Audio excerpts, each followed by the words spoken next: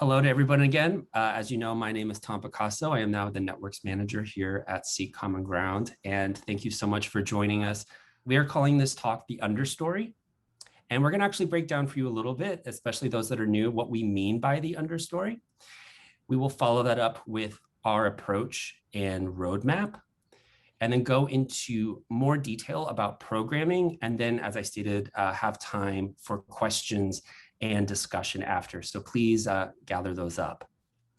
I'm going to launch us into a forest this afternoon and start off with just a little science talk as we talk about the Understory.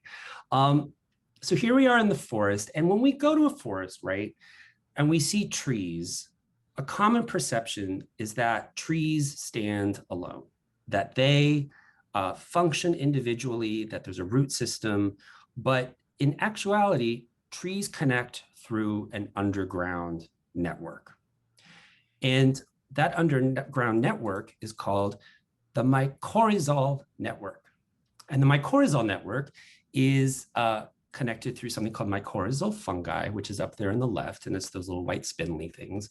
And basically what happens is this network connects trees together, and this fungi provides trees with nutrients, water, carbon, and nitrogen. Trees give it carbohydrates, and then they spread it out and share it with every other tree in the forest. And one example, one tree has been seen to support 47 trees. And what's happening is that the world sees the forest and they don't see the system underneath that is holding it together. And when we look at the foundation for Seek Common Ground, this leads us to this concept of the understory. We look to nature as we build the foundation for our work. Because at Seek Common Ground, we believe project leaders are innovating ideas that can take root and ultimately create an organic network that is self-sustaining and replicable. We are here to tend the landscape, to allow for these ideas to be planted and to flourish. And we are looking to incubate and create systems to organize your ideas and your work and to draw connections. We are not the ideas themselves, right? We are not the results themselves. You own that, that is yours. But we are trying to create the landscape for that. And that's really foundational of what we do. We look to nature as that example. And that's why we see all over our website, there's trees on this PowerPoint, people are planning. We have a root system in our infographic, but that's actually very intentional. That's actually at the core of what we build our work upon. And whether you've been with us for a while or you're new, we think this is something that's central to everything that we do. And it's central to our thinking and our practices. And I'm going to go ahead and pass it over to Michael to tell us a little bit more about that. Thanks, Tom. And let me be the first to inform you all and to congratulate Tom on his new role at Seek Common Ground as our network manager. This is the fastest promotion in Seek Common Ground history.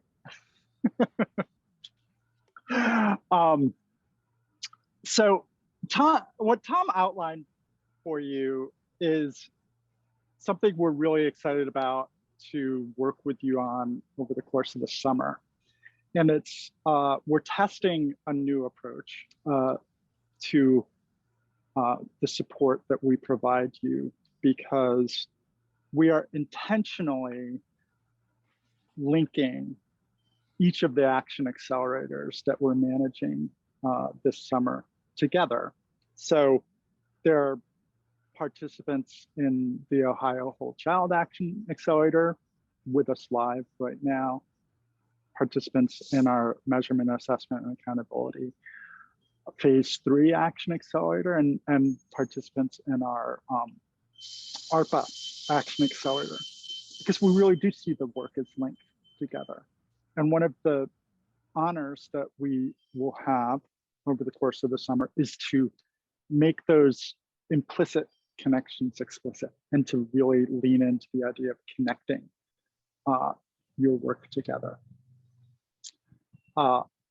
So I'm going to dive a little bit deeper into our approach and then talk about the elements of the learning, the components of the learning community, if you will, and how we think they can benefit you, and how, with your feedback and with your participation, we know that they will. So I want to pick up on something that Tom said. First off, the success of your project, you own. What we hope to gain from this work is to learn from you, and very specifically to learn from you what you thought was successful and why it was successful. We also want to learn from you how you adapted to change. And then thirdly, what you think is important for other people to know about your efforts. So we at this point are really gearing our programming of the learning community to surface those things in the reports that we work with you on. We will ask for that information again and again. And we hope that you'll approach this in the spirit in which we approach it, which is to really use, the sort of the Zen term shoshin, like a beginner's mind, of just being curious, of being open, and of having humility. Because what we think is that what we believe is that if you have the audacity to adapt to sort of changing circumstances and really reflect on your approach, that you'll together do great things. So to assist you to do those great things, I'm going to ask Tom to pop up a slide. This is what I really wanted to just emphasize with you today.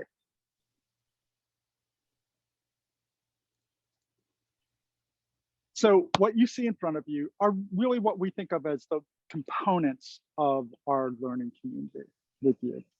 And I'm just going to touch on them and give them a little bit more explanation. And then we'll close out today's discussion, today's talk rather. And then for those of you who would like to stay on, let's just have an informal discussion. We'll begin more of our formal programming with Landon's session next week. Today's session, we'll have more of an informal discussion afterwards. So Tom, now you can pop the slide off so that I will go through each of the learning community components. So as Tom pointed out, this is really like the third talk, as in our lexicon, what we're considering a talk session. The introductory one was Claudia and Tom presenting to you on how to access Slack, which is the medium that we use as a wraparound support service. Then we're also considering the videos that you shared on your projects with us as a talk component, because again, it's a broadcast, it's not an interactive process. We really view the talk as that. As we go forward through the course of the summer, our commitment to the idea of having talk sessions is this.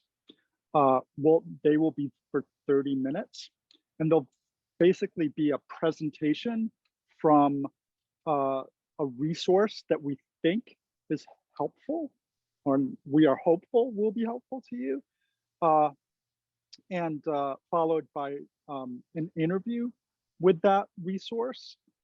And for these to be maximally beneficial, at least this is my perspective, we need your guidance. What do you need help with? What do you need help with for the success of your project, to help you execute on your project? And also, we are available, we hope we are available, to help you just overall with your work. So there's no question that's off the table for us We can't promise that we will have the answers to every question, but we can strive to find out. We do have a depth of experience and again, curiosity about issues, love a challenge, so that if you want to hear more about a particular topic, we'll endeavor to support that. Absent your feedback, we just have to kind of wend our way in terms of providing you with what we think is salient content. So next week, one of the project operators, Landon Mascarenhas, will be the lead on a talk. And in that talk, he'll share some of the work that the Colorado Education Initiative, where he works, is doing in partnership with Seek Common Ground, how he'll approach the learning community, and also talk about a theory of action, a system, a process, which CEI, Colorado Education Initiative, and Landon have spearheaded, called the Open System. So that'll be the next in the cycle of talks. And following that, we programmed an additional one for the following week with Turnaround for Children, which is an organization that supports a whole child-centered approach to education. What we also have coming up is a talk with Ian Rosenblum at the U.S. Department of Education to talk about some of the resources that are flowing from there. And so we will continue to provide programming. However, if you redirect us, we will accommodate that. That's what I really wanted to emphasize. So we'll have these sessions every week, and we will record them. If you can join live, that's great. If you can't, they'll be available on Slack by the end of the week, and we hope that you'll take advantage of accessing them. They're not required. None of our programming is required. It has to be something that you want to participate in. So we hope that you'll just give it a chance. And the more feedback you give us, the more relevant they'll be to your work. Complementary to talks are what we're calling discussions. And as I said, today's discussion will be informal. Starting with Landon's talk session and going forward, we'll organize more formal discussion sessions. And we'll have an information drop every Friday afternoon on the upcoming week's programming, so that you can register for discussion sessions, because we're committed to having those actually be small group discussions. And we'll begin by facilitating them. And what we hope is that over time, that you'll find a niche within discussion sessions where you might want to sign up with folks from another project and start to form your own community within the discussion session process, so that you'll have some consistency in having interaction with other participants across the action accelerators. So we're committed to keeping those small discussions. We'd like to use the talks as a jumping off point. We'll certainly start with that idea of having the talks be a jumping off point for discussions. Again, over time, we'll transition to whatever it is that you want to discuss with other project operators is what will be on the table. In addition to those two elements of programming, we are committed to interact with each of you, each project, in sort of two different ways. One is through what we call a consultancy, and we will have a consultancy with each of the 22 organizations that are conducting the 25 projects over the course of the summer, at least once. However, we will be available for consultancies on demand. So again, we're really leaning into the idea of 30 minutes. So you can sign up for a consultancy with the Seek Common Ground team, with any Seek Common Ground team member. That's what it is really an office hour session. And again, anything is on the table. Questions on the progress of your work, on the progress of your contract, anything is really fair game. We will make sure to schedule at least one consultancy with you. However, they are on demand, and do not be shy. We are available to you. Another thing that we are committed to do is over the course of the summer is to form a connection for you with at least one other project. And we already see multiple, I'm sorry, there's a bee bothering me, but it'll be fine. We're committed to connecting you with at least one other project formally. And we see that there are already a tremendous number of potential connections across this space. And we hope that you'll, over the course of time, have the comfort and the courage to connect with one another. But we will facilitate that connection as well. And then finally, as I've mentioned, Slack is our organizing, is our wraparound service. We really encourage you to access that. That's where our information will be. We are committed to continually provide information every Friday afternoon.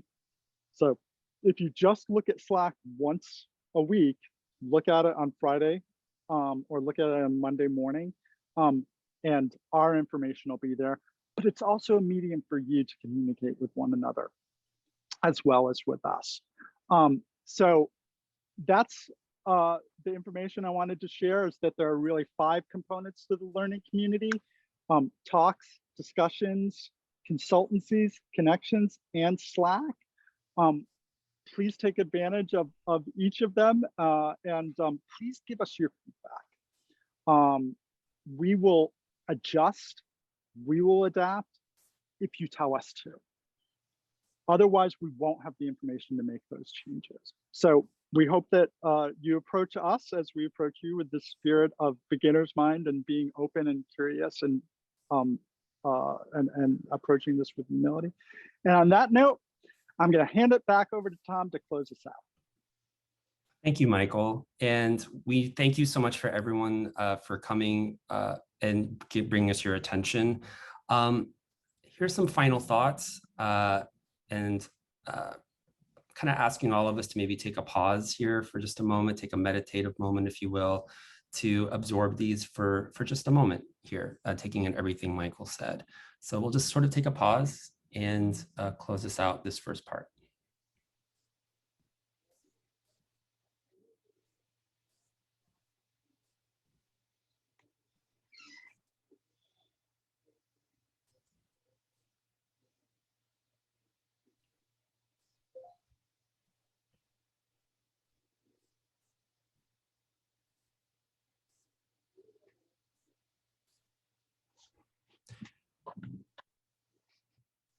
We hope with some of these that you will see how it resonates in you with the time that you've given us today.